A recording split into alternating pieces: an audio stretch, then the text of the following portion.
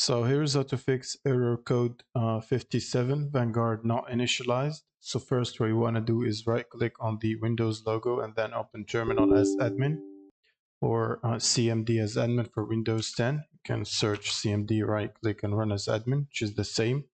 Now in here we want to run few commands. So first we want to type sc space delete space VGC, press enter, and you should see a success message if you haven't removed it already. Next we want to type sc space delete space VGK, press enter, and you should see a success message as well if you haven't deleted it already. Next you can close this. Next you want to open the File Explorer and go to the C drive and then Program Files. And then in here you want to search for Vanguard folder or Riot Vanguard, which is this one. Now right click on it and click delete.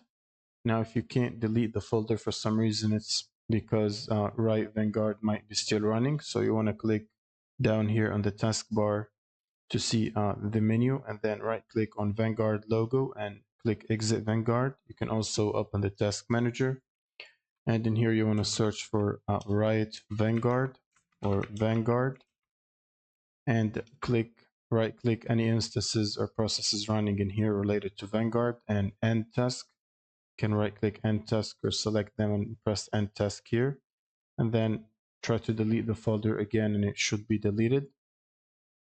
Next you want to open the Riot client, and when the Riot client is open you want to click on Vanguard, and then in here you should see an update button.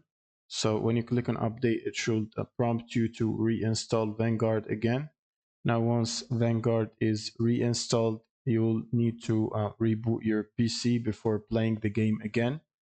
And once you reboot your PC, you should be able to play the game again, and that should fix the problem. Thank you guys for watching, and subscribe.